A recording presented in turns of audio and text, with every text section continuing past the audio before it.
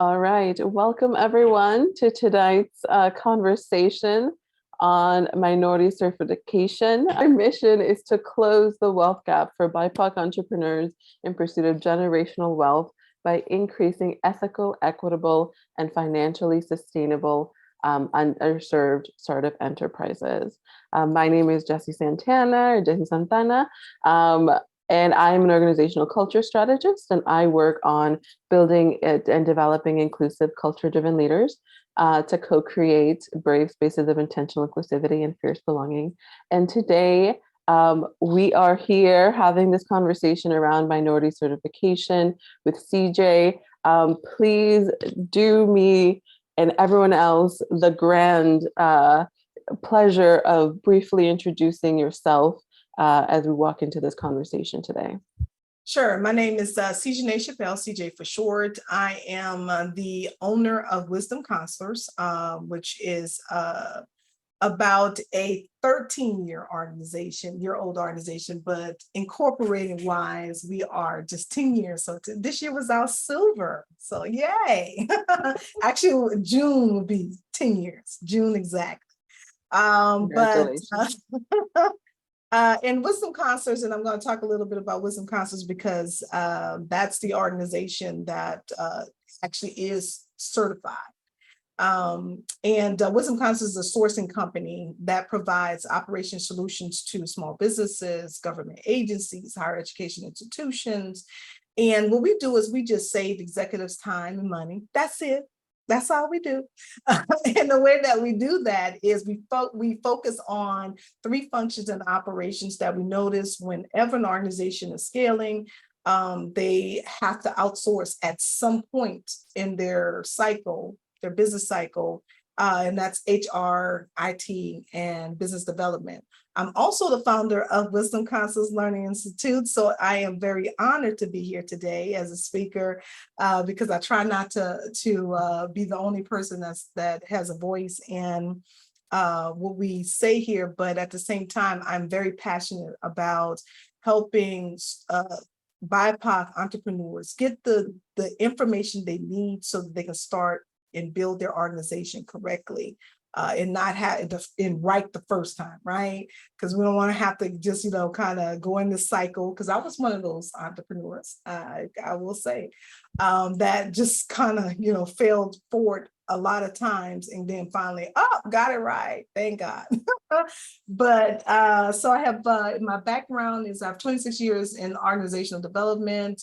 I have a very diverse background, but that's pretty much everything grouped into one area is organizational development. I have several degrees. I'm a ABD, which is all but the doctorate. In that particular degree is the doctorate of education with a focus in organizational leadership and emphasis in organizational development. I have a master's in public administration. I have a couple of certifications. One is in nonprofit management, which was for a very long time my area of expertise and a strong specialty. And then also instructional design and a lot of IT certification. So very formally and informally trained and very passionate about what I do. The biggest thing for me is being in that place where, we're making a difference, we're impacting our community in a positive way. So that's me in a nutshell. I mean, thank you for layering some of that nutshell for us. Thank you for that. And so let's get into this because I know that this is a big topic, a big conversation, but I really wanted to first ask, why is this a conversation that we're having? This process of minority certification. Can you tell us a little, just a highlight overview? Why do people talk about it? Yeah, well, we hear so much. It can be very beneficial, and I plan to even talk about some of the things that may not be so great about it. So because I don't have a dog in the fight, which is a good part because then I can be totally objective and honest about the certification, even as a certified minority-owned business. The thing is it can really help your business if it is done correctly and you're strategic and you really have a plan going into it. Get all the information you can about it first before pursuing, because it can become costly. It is a little time consuming. We'll talk a little bit about that, but at the same time, it is very good to have, particularly if you're going to do any work with the government. And that's any level of the government, from the lower level, local, all the way to the federal. All right. So it is something to be aware of and definitely do your due diligence on, right, before undertaking the process. Yes. So let's get into it. I know that you have this presentation. So please get us started in this conversation on minority certification. Sure. And of course, I am always welcoming any questions. I know that typically when we have these conversations, we talk, it's more of a conversation discussion, but because it was so much and there's a lot of nuggets when it comes down to the certification, I don't want you guys to miss anything. And not only that, but I will be more than happy to provide this slide deck at the end, along with the video. We'll have that for our group, and this is exclusive. This is exclusive to our group. Isn't that fantastic? So you guys get it right off the press. All right. So the very first thing that I wanted to share again, Wisdom Counselors is a certified, it's a global certified minority-owned sourcing company. And I shared a little bit earlier about, that we provide the operation solutions. Our goal is to save executives time and money by managing their HR, IT, and business development functions that they no longer can handle in-house. Now, just a little bit about the certifying agencies. I want to start there. Now, this is very important because certifications, there are some that's free and there are some that you have to pay for, okay? Because see, the issue is because just like with SAMS.gov, I know anybody who's ever gotten registered with SAMS.gov, you get all these emails from people saying, okay, I can help you. Then you find out they're charging you all this big money to do it, right? When this process is normally free. So what I want to do is set the record straight on what's paid, you have to pay for, versus what's free. And the agencies that are actually approved by the government agencies or that has approval to certify other organizations, because there are a lot of people that's out there, right? And what there are third parties that's working with the certification agencies. So we have 4 different categories. We have the private here, which is particularly for corporations. So there's actually certifications that you can get that they're set aside specifically that corporations, private entities, what they did is they said, you know what, we have the corporate responsibility of giving back and we want diversity and inclusion. So what we're going to do is set aside certain contracts so it'll be fair. And so what they do is they partner with certain agencies nationally for the most part. And these organizations will provide them with, they go do all the vetting and all that stuff. And so when they give them the list of certified organizations, then the in the agencies or the organizations, the private organization sees, okay, that they came from this particular agency, that certification came from this agency, then they know, okay, this person is good. They qualify for this set aside. Does not mean you're going to get it now. We're going to talk about that in a moment. But there are 2 major organizations that are very well known. They're nationally recognized, and that's the Women Business Enterprise National Council, which some people call it WBENC, And then there's the National Minority Supplier Development Council. Both of these organizations, although they're nationally known, what they do is they have chapters in different cities. So they're broken up by regions and cities in some cases. So, or regions, you know, there are a group of cities that may be in one particular region. So that may be a good thing, and sometimes it's not. And we'll talk about that too. But if you ever wanted to work with the corporate organizations and qualify for their set-asides, those two organizations are the primary one. WeBank provides certifications for women primarily.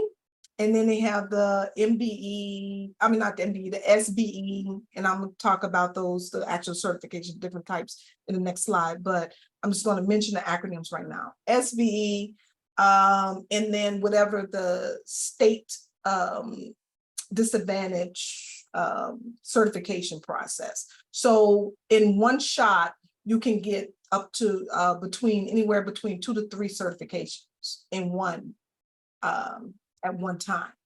And there is a fee for both of these. Now, to my knowledge, WBE, theirs is $350. Not sure on that, but double check it. And the MBE, the MSDC is about $250. They may have gone up to, you know, since last year. That's what it was last year. So double check on those prices, but I'm just trying to give you an idea so you can know about how much it does cost. Now, the regional, agencies are agencies that have memberships, and memberships mean that they have created a partnership and contract agreement with these different organizations to provide their certified organizations access to the set-asides. So on a regional level.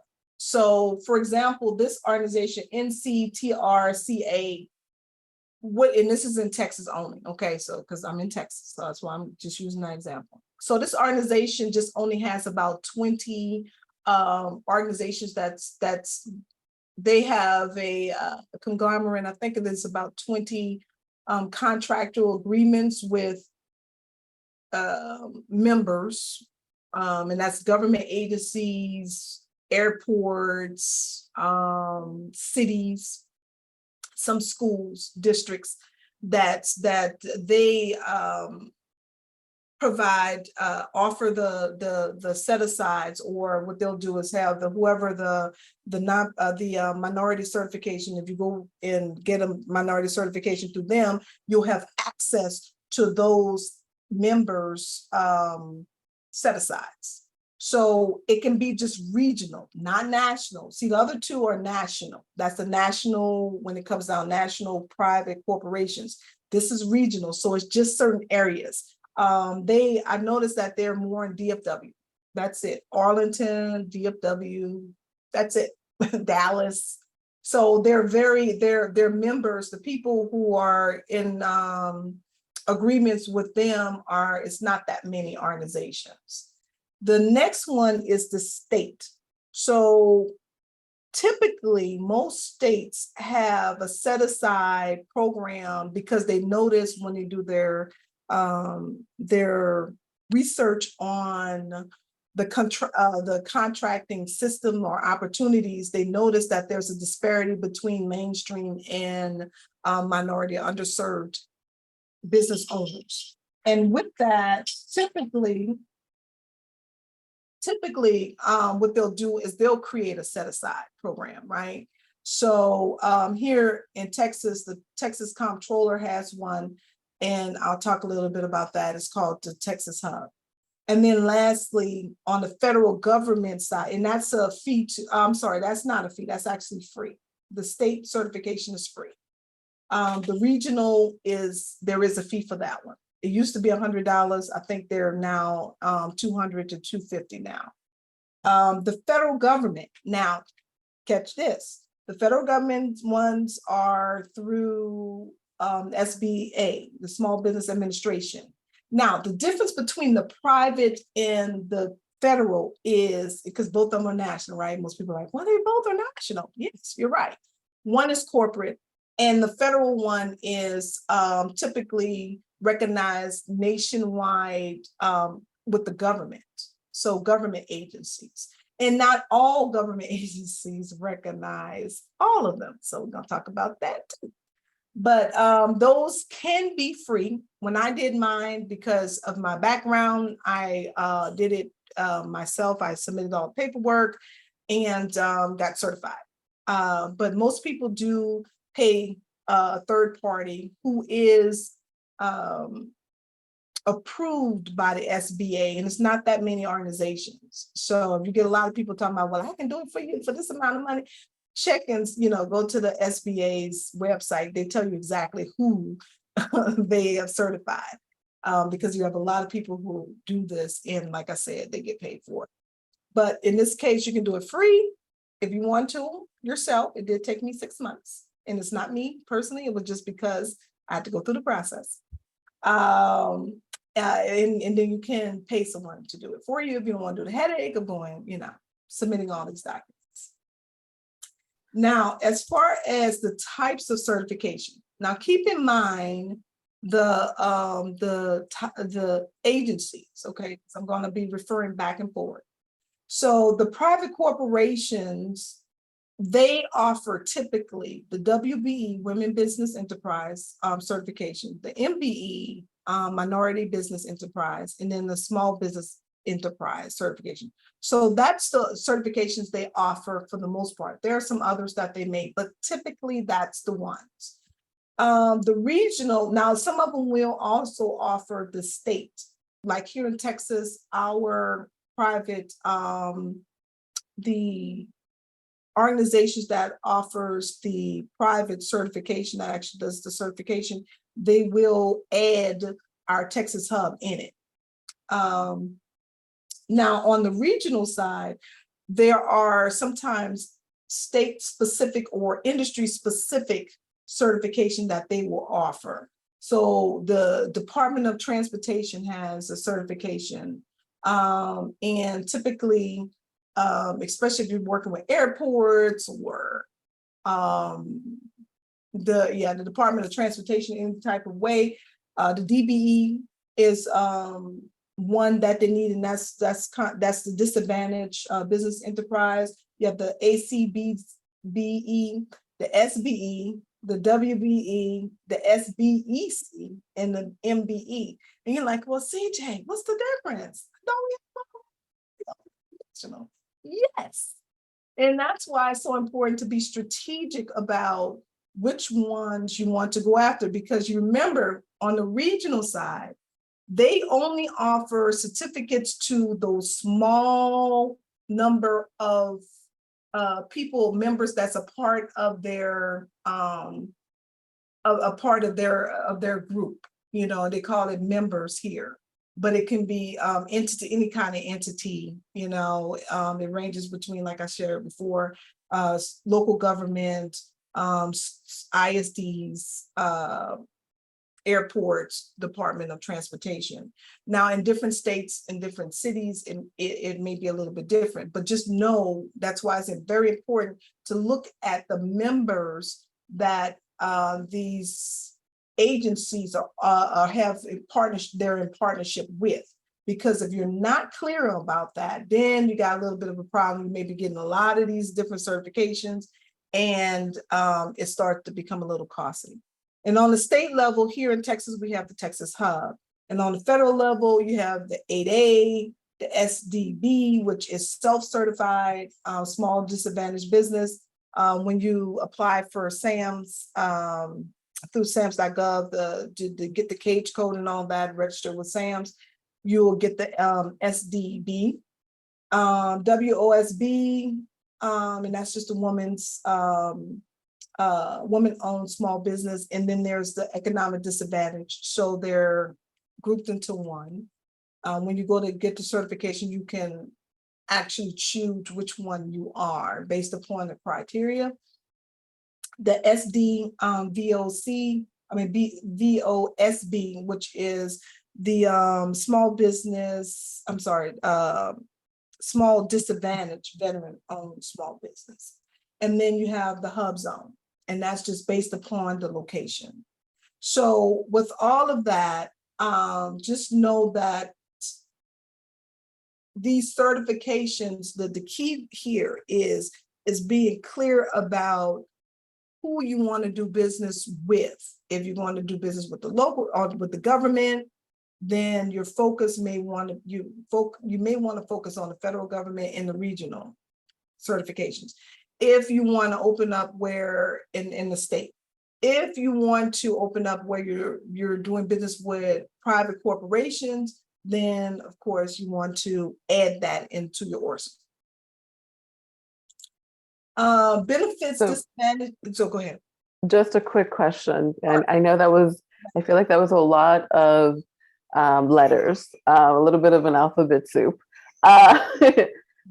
So when people are, I guess, starting on this journey of seeing, and you might have answered this question, what you just said about really knowing who it is that you want to work with, before undertaking this alphabet soup. What it would be like a really clear point of strategy in figuring out where to begin in this process before, I know that you're gonna be more specific about these things, but just think overview, because I think that especially after it's something that I've seen other people do, and everyone gets excited about it and everyone talks about it, but now seeing that there's so many different kinds of certifications, just how do you not just get overwhelmed in the information overload? And that's what happens. That's what happens when people first get started. That's what happens. So first of all, I hate to do it. It's a shameless plug, but Wisdom Concepts Learning Institute, we provide the consultations. We have free consultations. So definitely you can do a one-on-one with someone like us, where we will talk you through that as far as assessing where you are with your business. And I'll give my information at the end. You can always contact me. I have no problem with that. You guys are a family. Y'all are part of the group. The main thing is looking at your industry, number one. So I'll use, let's use yours, Jessie. Okay. Okay. That's a wonderful question. Let's use yours. Okay, so you are a consultant, right? Mm-hmm. Do you work mostly with government, or do you work mostly with private entities? Right now, it's mostly private. Okay, do you work with large private entities or small? It's mostly been 50 to 100 employees. Okay, so would that still be in the small? That would still be small, yeah. Okay, now, do you plan to work with the larger organizations at some point? The larger, like the Microsofts and Disney? I mean, that is definitely the plan. Yeah, okay, so then for you, is there any future projections to work with any schools or government agencies because higher education institutions, for example, they work with small businesses. They have a whole lot of training that they have to do with small businesses. You have a lot of it, and even on the some of the schools even have incubators, right? Where they have to have someone like yourself to come in and help the businesses with their strategies, cultural stuff, and all that good stuff. So have you considered that, okay, I may need to look at working with the government agencies as well, or people who are getting government funding? Okay. I haven't thought about it deeply, but I feel like you just made me curious about that opportunity. It is, yeah. So, but I mean, based upon what you're saying right now, of course, we will dig deeper and I'll trigger some other stuff to, before making a final decision, but just for the sake of time, I would recommend based upon the information you're providing. And again, this is just a sample. I would not recommend this until, recommend the real recommendation to later. But right now, based upon the information you provided, I would say go with the private organizations to get certified. Mhm. And do Okay. that unless it's the state, because usually the states are free. The states Okay. are free. And that may help a great deal, because states always have like their own bidding process too, and they have their own database, and people go to those databases. And I'll talk a little bit about that because I'm trying not to jump ahead. Right. About the requirements of the government when it comes down to hiring minority-owned businesses. So just, keep those things in mind. But yeah, based upon what you're saying, private, right? So Okay. getting what we bank, finding the we bank that's local, that your business headquarters is in, and pursuing that. If you want to do women owned, if you want to do minority owned, you can go back to the MSDC. All right. Thank you for helping that a little bit. Yeah. Yeah. So, but yeah, it can become very overwhelming. So the benefits, that's what you were talking about before. What's the benefits? What's the disadvantages? Never discussed. I'm going to talk about all three of them. So the benefits is from a governmental perspective, federal government perspective, there is a policy by law, prime contracts. Prime contractors mean that these are the large, big companies that get these, and it's not always large companies, but they, for the most part, it's the companies that are the lead in the contractual process. They have the fiduciary responsibility of reporting and providing the paperwork when they get a contract from a government agency. And it may not just be a government agency, it could be a corporation. So this lead organization is by law, they have to hire a minority certified contractor or minority owned company. So, that's why people are like, yes, everybody who's a minority, you need to get one because we gotta have you. But that doesn't always translate like that. Okay. So I'm going to talk a little bit about that. So, but that's one of the strongest benefits, right? Because we know that they have to do this. Number two, the federal government sets aside about 23% of their contract dollars for underrepresented owned businesses. So they have set aside specifically. And then of course, like I said, corporations have set asides also. So that's a good thing, all right? The disadvantages, having certification doesn't guarantee securing the contracts. This is where a lot of people fall short. And the reason why is because sometimes searching for government contracts is very time consuming. A lot of it is who you know, right? And I'm gonna talk about that in a minute about you have to develop relationship and be strategic. But yeah, because if you ever go to SAMS.gov and you go to contracts, try to type in your industry, what you do. I promise you're gonna have over 100 something bids that's just gonna pop up. Now, who has the time to do that every day, all day? So that's why people don't talk about that, because you can pay entities to do it for you, right? But at the same time, if you're a small business and you're first kind of starting out, or even if you're kind of scaling a little bit, you still may not have a designated contract person, federal government contract person, or corporate contract person, right? So it is very time consuming. That's what's, to me, people don't always say that, but that's just, it is what it is there. And then obtaining the certification is going to become costly. I'm going to tell you why. So when Wisdom Counselors, which is the for-profit, is a sourcing company. Our headquarters is here in the DFW area.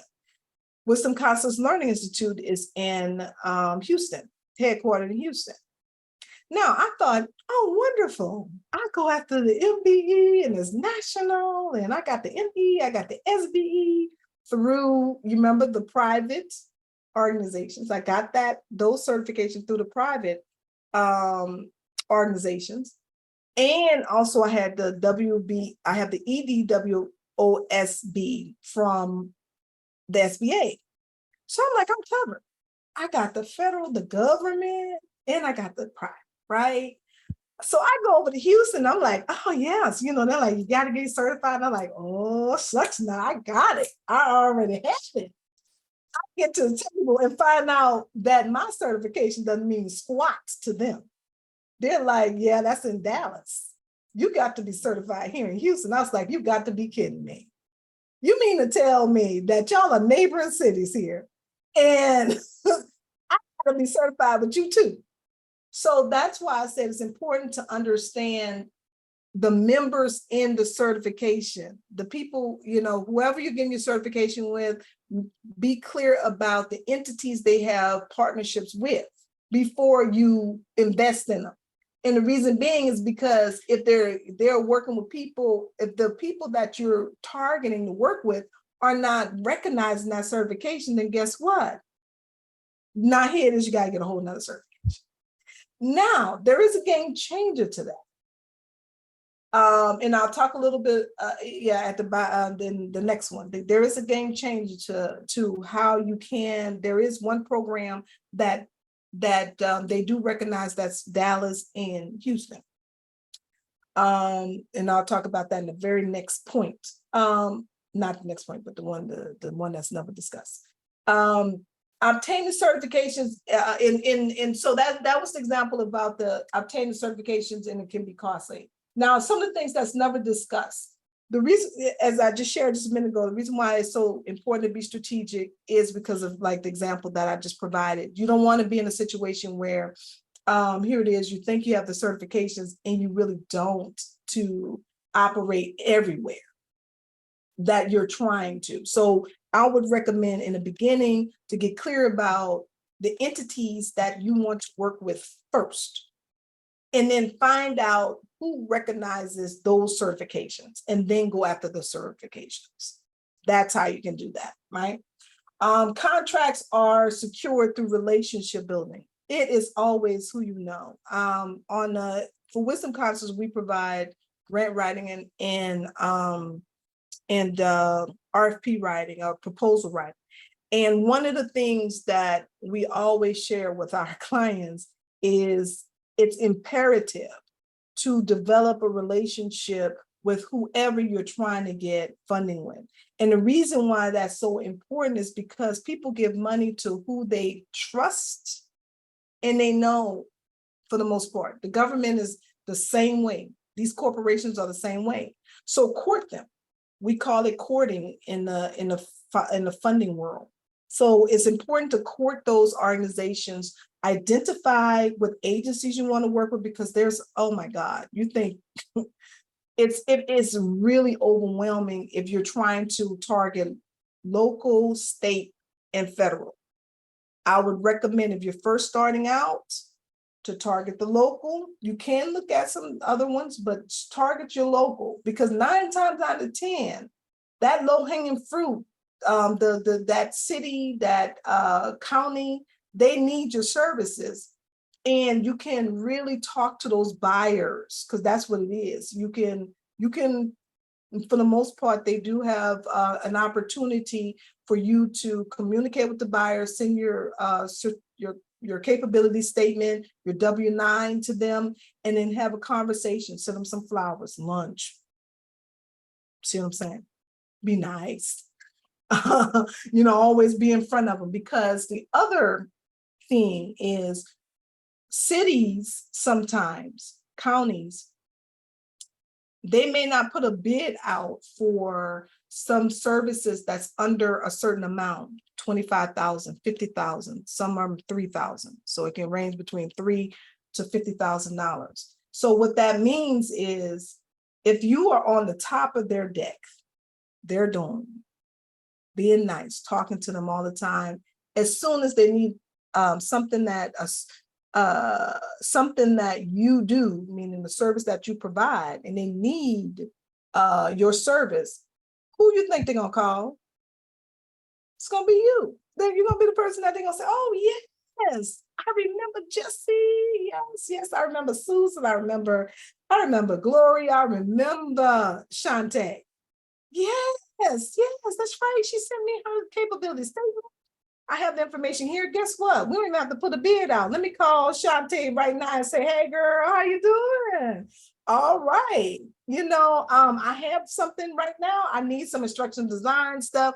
Can you, here's the card, it's this amount of money on it, anything under $50,000, right?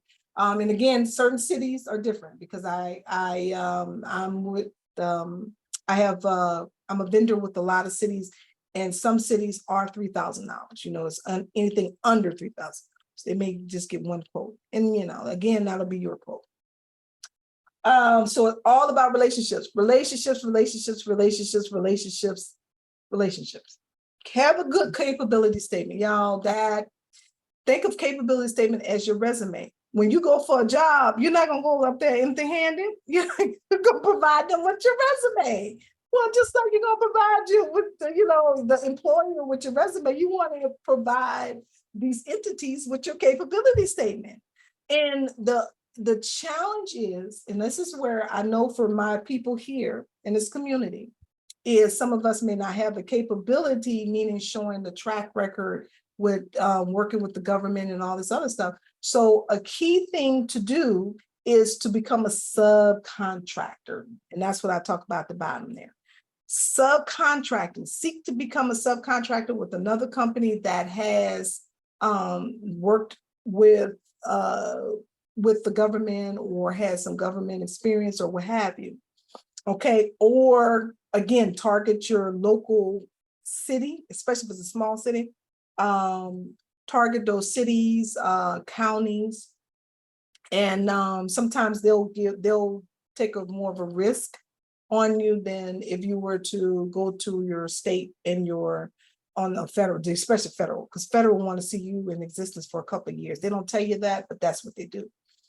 They want to see that you've been in existence for a little while before they start doing business with you. Unless, I will say this, if you're vets get a little more freedom, a little more leeway. They will do business with them off the grip. And a lot of it is because of as a person who was a former federal government employee, there's a lot that goes along with that, because the vetting that goes along with becoming a federal government employee is, a lot. And so if you've gone through that vetting process, they're more apt to think that, okay, this person, okay, they're okay. So if you worked with the government in the military before, you had to get vetted. You have that, the ARDN is the program, the one program that I found that works across all cities. You remember before I was saying one of the disadvantages is certifications are not always acknowledged from one city to the other or state to state. On the government side now, 8A is one of the programs that everybody will take. They'll take 8A. And I can understand why. It's a 9-year program with the federal government.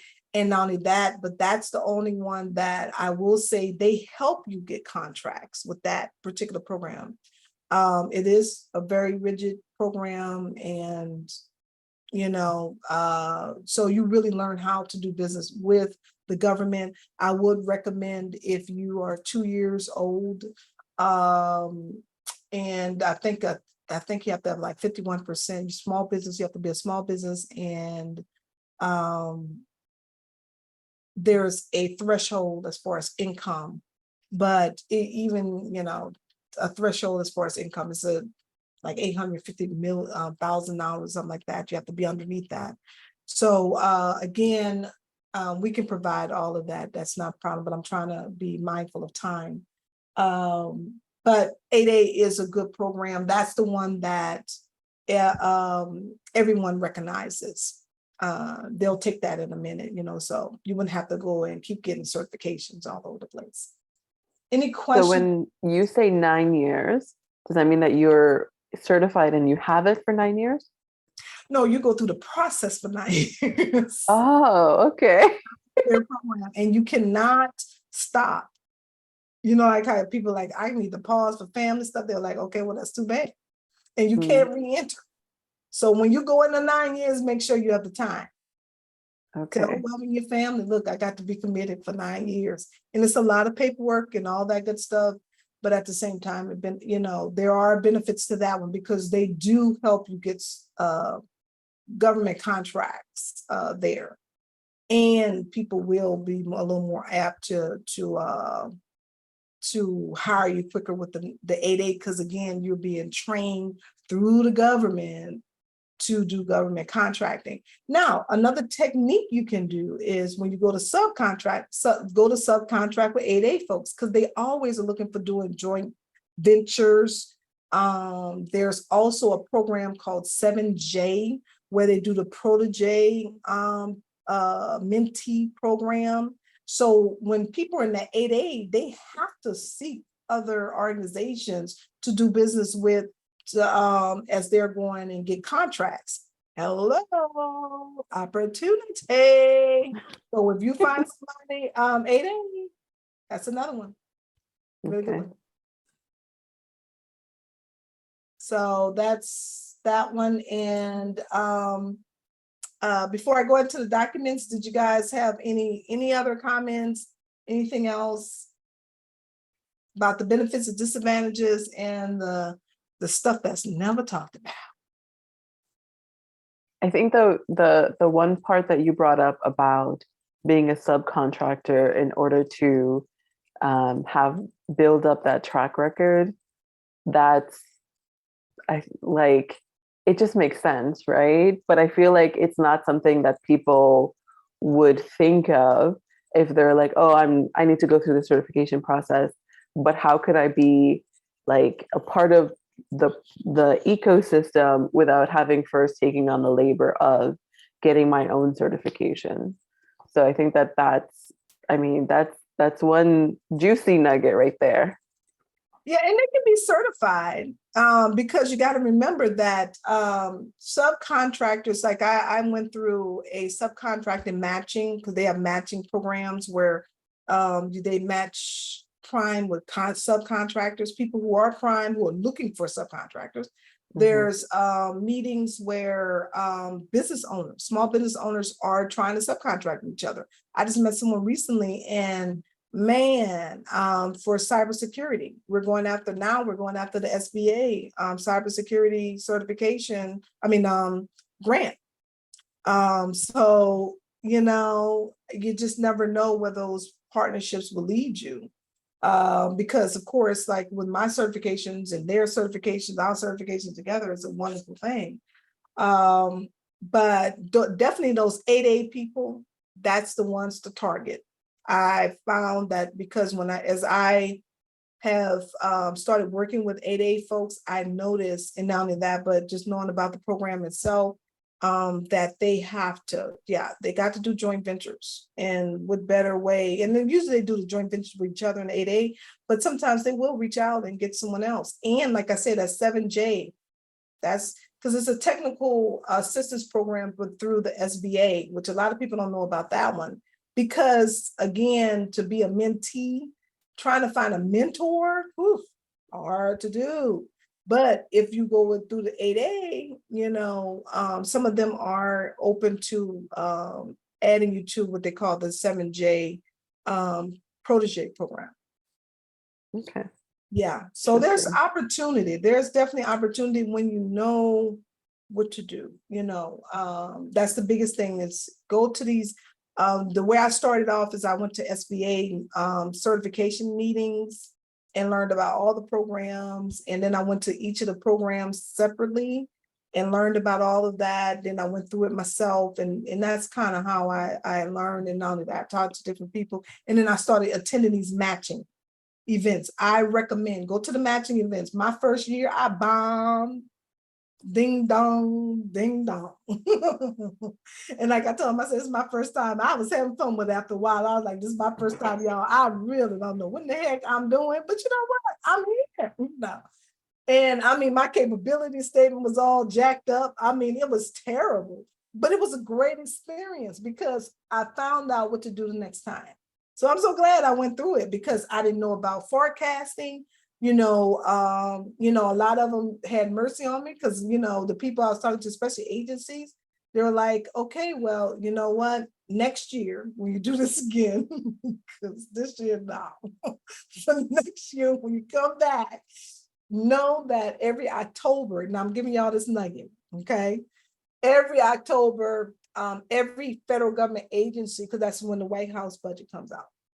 Every federal government agency knows they will provide their forecast for the next year.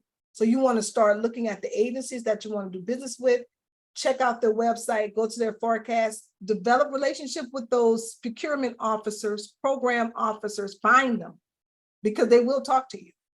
Find them. And what they'll do is, and like I said, same thing on a local level, you develop those relationships, send your capability statement directly to them. On the local level, you send a W-9 directly, but the other ones on the other levels, you want to provide them with your capability statement and see if you can have a conversation with them about what they need and how you guys can provide the service that they need, and then they'll keep you in mind for the next year, that October timeframe when the next year forecast comes out. Because if you try to go after any of the proposals the following year, usually they already kind of know who they're going to be working with because everybody else did all the networking early on from October to December. So block off that time to so like right now is a good time to find out who you want to work with. Start looking for their procurement office or program office and find out, or in some cases they're called buyers. They have so many different names, but buyers, procurement officers, program officers. Talk to those people who are in charge of your the service that you provide, like mine is HR, IT. So they have people specifically that handles all those bids. So talk with them and they'll let you know before the proposal or the bid goes out the next year. Okay. All right, common documents for certifications that you would need. Now it changes, it's different for most of them, but most of them are the same. I tell people all the time, if you can go through all the certifications at the same time, that's what I did. It's best to do it that way because all of them gonna pretty much be the same thing with a little variation. And so you can just give them all the same things at the same time. Boom, that's it. And just let it roll out, meaning that they'll go through their process and then you'll get your certifications around the same time. But so if you're going after any minority owned certifications, you have to have a birth certificate.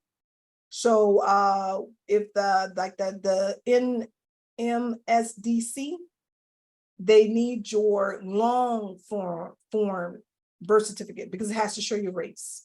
Mine, I had to go and use my parents because I'm a native of New Orleans. My long form was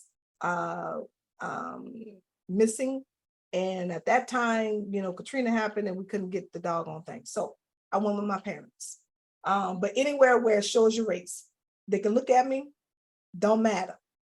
They have to see your race. So stuff like that takes time, right? The certificate of incorporation. Now, if you go through our program with WCLI, we have templates of all this. The certificate of incorporation, the articles of incorporation. We also have the operation agreement, company agreement, because those things are important to show the governance of your organization. It also shows the percentage ownership percentage, and it also shows how much you paid as far as your initial investment, because some of them even ask for that. Your first meeting. Now, people who was in business a long time, like I was before I got certified, I was like, my first meeting, y'all got to be kidding, right? So we have a template for that, because not everybody have their first meeting, really. Come on now. 2 to 3 years tax returns, and that's the federal government tax returns. Some of them ask for 2 years, some of them ask for 3. The SBA, WSB ask for 3, and the state asked for 2 when I went through the private certification. Your bank, business bank account card signed, so they need to know who has a signature authority over your business bank account. Your resume, key thing about the resume. All right.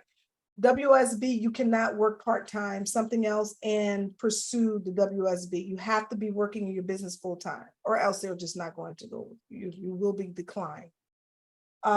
So they find that on your resume and they match it against your tax returns. So you can't lie, so if you are working part-time in your business, or a portion of the time it's not full-time, then just wait till you are working full-time to go after the WSB. Okay. But the biggest thing is they want to see on your resume that you working in your business. So make sure that on your resume, because most people do their resumes, they forget to put their business, right? But you got to put your business information and how much time, if it's full-time, part-time, all that kind of stuff on there as well. The business lease agreement, whether you're at home or not, home-based, meaning your mortgage or your lease, your apartment leasing stuff, or an agreement that you have with the workspace. And then last, proof of business insurance. Some of them may ask for P&Ls. That's an extra thing that I did see.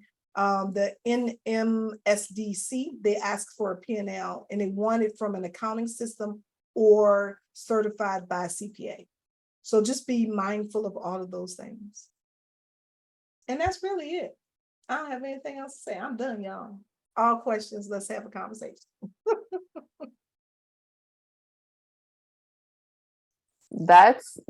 Thank you so much for this, DJ. I think that even though the process can really feel overwhelming, it's an important process to be aware of, understand what you're getting into.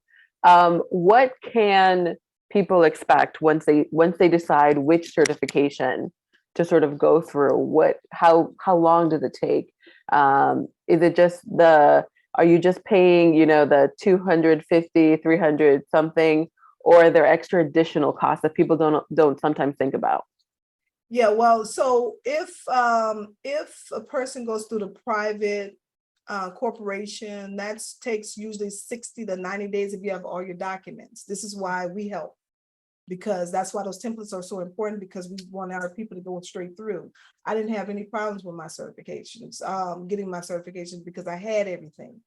But if you don't, which is the thing that hurts a lot of people, is they start the process and they don't have everything, and then now here it is, they're being held up, and they can't do a quick turnaround, because sometimes they may say that we need this.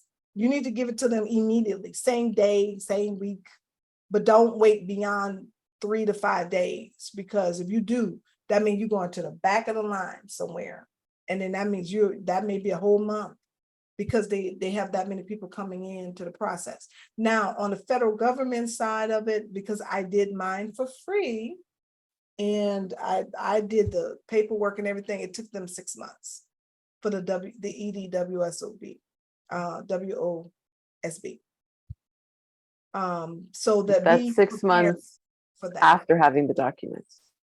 Yeah, after submitting. It took them a long time, because I guess, again, they have to vet to make sure that you are really working in your business, because I'm pretty sure they're looking at websites, they're looking at your presence on social media, all of that.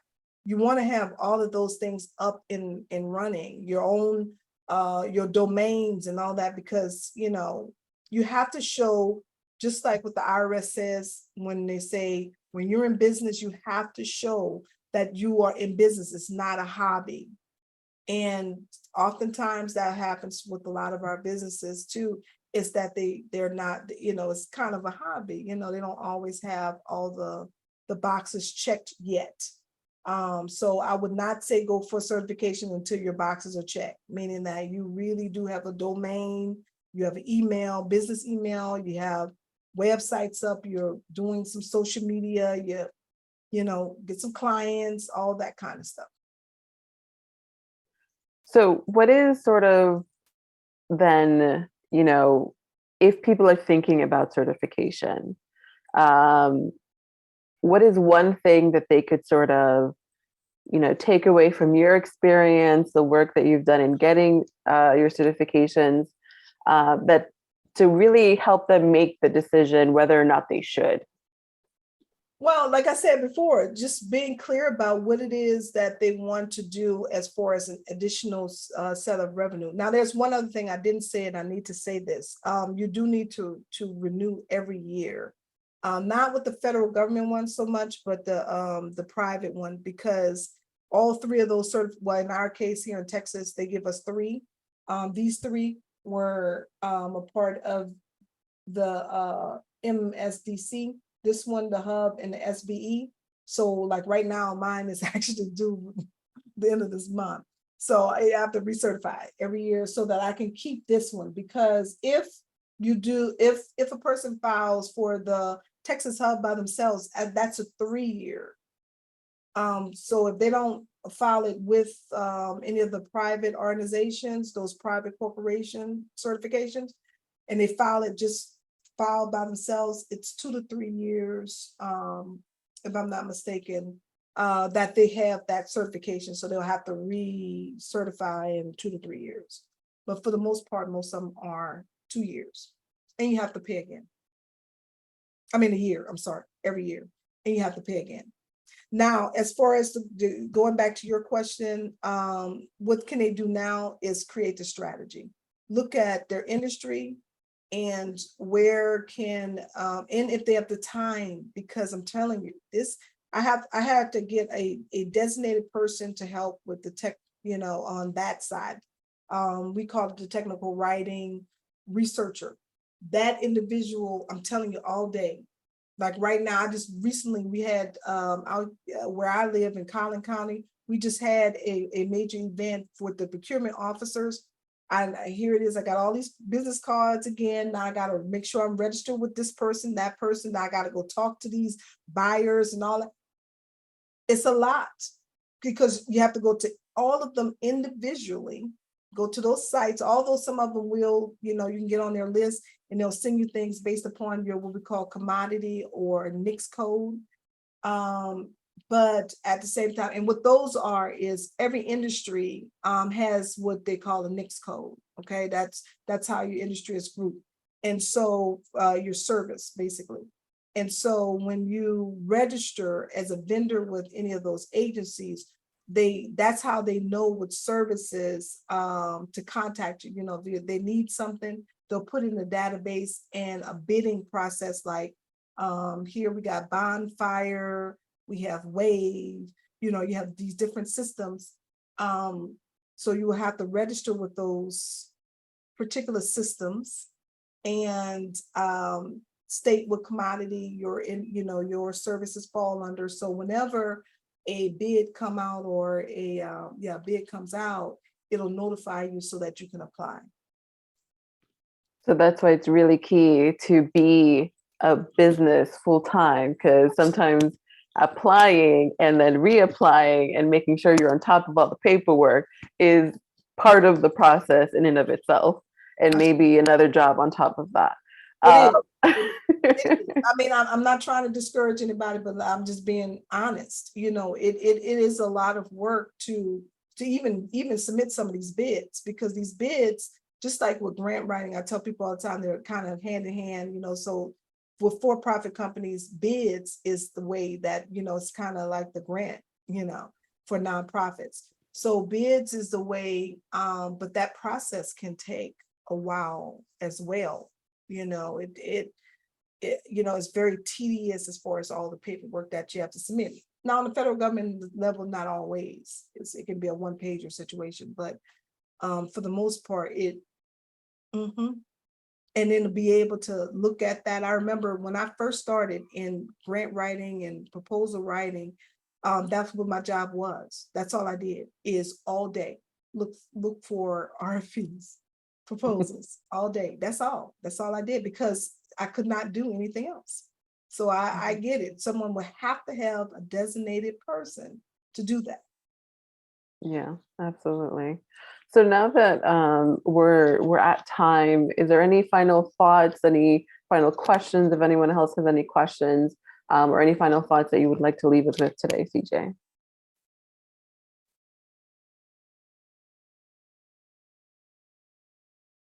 All right. Well, thank you, everyone, as always. Were going to say something, CJ? No, that was it. I know for me, just, stay the course, be clear about what you want to do. And sometimes, just do a little bit at a time. Don't get overwhelmed with the process. And always Absolutely. reach out to us, the ones of us who have certifications, reach out. Don't feel like, we're not going to talk to you. Yeah, we'll have a conversation and, walk you through whatever you need to. And again, look to partner with folks. Partnership is always key. So thank you, everyone. We hope that this session was, enlightening, and that we will get a lot out of this. And CJ has sort of demystified the process for us a little bit when it comes to this minority certification. And we will see you all for the next one. Please make sure to check out the questionnaire. We always encourage you to respond, to let us know what you're interested in learning about here at WCLI, and we hope to see you next time.